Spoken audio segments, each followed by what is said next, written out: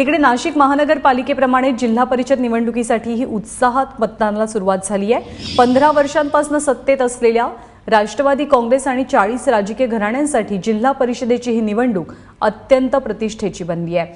24,27,335 मतदार, 73 गट आणि 146 गणांसाठी हे मतदान पार पडेल। 3500 मतदान केंद्र आणि 18,000 मतदान कर्मचारी या संपूर्ण प्रक्रियेसाठी नियुक्त करण्यात आले आहेत।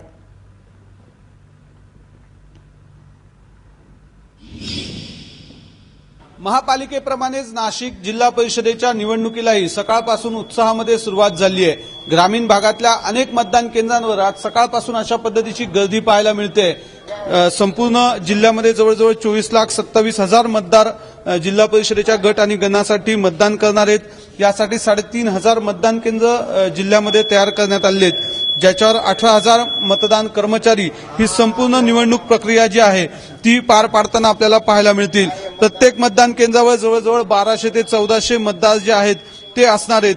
एकूणच काय तर गेले 3 टर्म गेली 15 वर्ष सलगपणे राष्ट्रवादीची जिल्हा परिषदेवर सत्ता आहे, परंतु यंदा छगन भुजबळांच्या अनुपस्थित होत असलेली ही निवडणूक राष्ट्रवादीसाठी अत्यंत महत्वाची मानली जाते। दुसरीकडे विधानसभा लोकसभेनंतर शिवसेना आणि भाजपने या मिनी मंत्रालयावर सुद्धा कब्जा करण्यासाठी सर्वतोपरी अशा पद्धतीची ताकद पणाला लावली आहे। दुसरीकडे संपूर्ण जिल्ह्यातल्या अनेक राजकीय मातब्बर नेत्यांनी आपापल्या वारसदारांना या निवडणुकीत उचलल्यामुळे या सगळ्यांच्याही राजकीय भवितव्याचा निकाल या निवडणुकीमध्ये लागणार हे निश्चित आहे। साहजिक आहे, जिल्हा परिषद हे मिनी मंत्रालय मानलं जातं।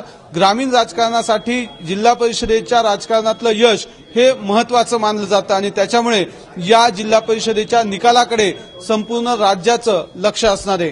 कॅमेरामन किरण कटारेसह सागर वैद्य, एबीपी माझा, संसदी।